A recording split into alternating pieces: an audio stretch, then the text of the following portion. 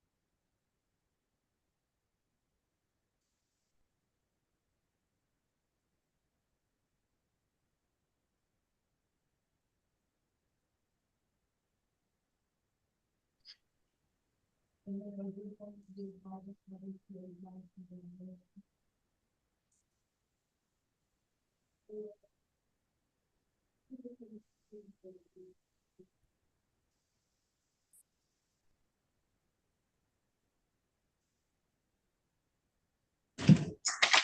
morning, Mr. Watson. Your Honor, good morning. Are you ready to proceed, or did you need to speak with your client? I'm ready to proceed. We've consulted concerning this. Thank you.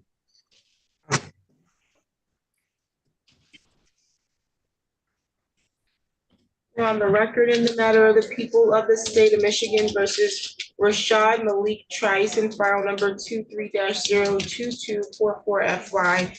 Appearances for the record. Good morning, Your Honor. Danielle Russo-Bennett, Assistant Attorney General on behalf of the people. Your Honor, good morning. My name is Keith Watson. I am the Ingham County Public Defender. I appear today on behalf of Rashad Trice. He appears remotely from the Newaygo County Jail. Mr. Trice, can you hear us? Yes. Okay. Today was the date and the time set to begin the preliminary examination on 20 counts, felony counts, that is. And my understanding is that there's going to be an unconditional waiver at this time. That's correct, Your Honor. Your Honor, that's also my understanding. Your Honor, before we actually do the official waiver, there are just two things I wanted to note if I could at this time. That's correct. You can go. Thanks so much, Your Honor. Just before we do the waiver, just so the court is aware, on the complaint for the first of the three addresses, two of the numbers were just accidentally transposed. So where it says 3201 as to that first address, it should actually reflect 3021. If the court would be able to make that correction, obviously we'll make it on the information as well. And the second thing, we just wanted to put Mr. Trice on notice. I am sure he already knows He's been charged as a habitual fourth offender. That will actually be amended to a habitual fourth violent offender with the mandatory minimum. And of course, under the court rules, we will appropriately give notice on the information after the bind over when that info is filed. Thank you, Your Honor. Thank you. Any additional matters before we address the waiver? Not from the Mr. people, Watson? thank you.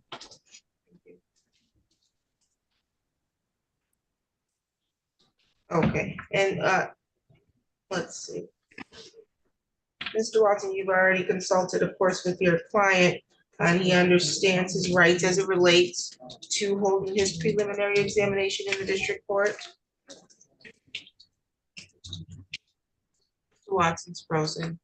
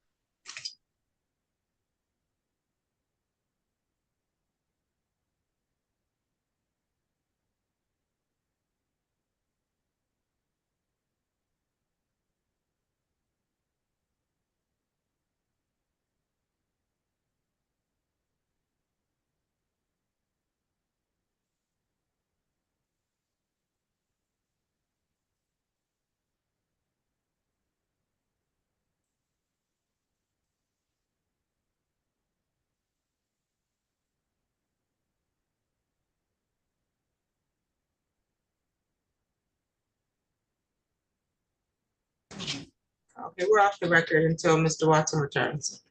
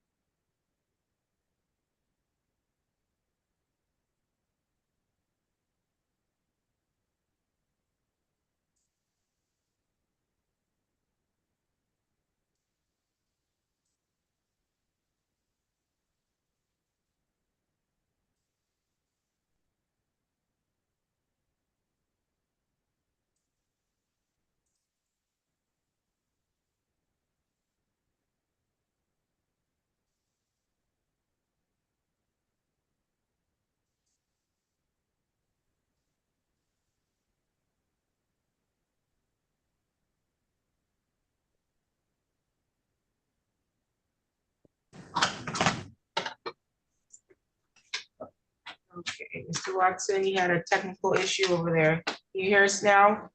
Yes, Your Honor. You can count on my county computer. Sounds good. Okay, we're back on the record in the matter of the people of the state of Michigan versus Rashad Trice. And I think right before I noticed you had froze, the prosecutor, the attorney general had advised of amending the complaint. You heard that portion? Yes, I did.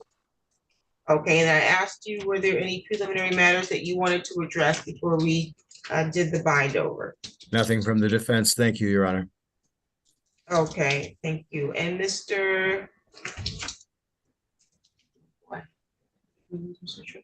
Mr. Trice, can you hear me? Yes. Okay, very good. Mr. Trice, you understand that you're being charged in this matter with 20 criminal counts, felony charges in this complaint? Yes, Your Honor. And you understand that because they are felonies, you have the right to have a preliminary examination in the district court. Yes. You understand the purpose of the preliminary examination? Yes.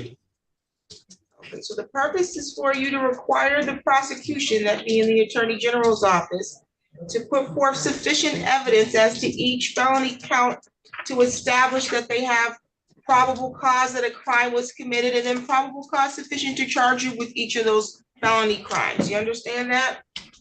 Yes. Are you willing to waive your right to a preliminary examination unconditionally? Yes. And you understand that the unconditional waiver means that you are waiving it freely and voluntarily, and that you can't change your mind once this matter is bound over. You recognize that? Yes, Your Honor. And that there will be no hearing held here at the district court level to put forth evidence sufficient to support why you were charged the way you were charged. You recognize that? No, Your Honor. Okay, so if you waive your examination, the matter will be bound over to the circuit court to proceed to a potential trial. You have the right to jury trial in this matter, but if you waive your exams, there will be no hearing held prior to the trial to establish probable cause as to why you were charged with these crimes. You understand that? Yes. Is anybody threatening you to get you to waive your preliminary examination? No. Has there been any promises made to entice you to waive your examination? No, Your Honor. And so you're waiving your exam freely and voluntarily? Yes. Okay. I'll bind the matter over to the circuit court. Your bind over date is going to be November 15th, 2023. That's not a date that you need to appear in the circuit court. That's the date the circuit court gets the file from the district court, okay? Yes. Your next court date in circuit court will be a pre-trial. Mr. Watson will be made aware of that date, and he'll keep you abreast of that information, okay? Yes. Bond in this matter was denied.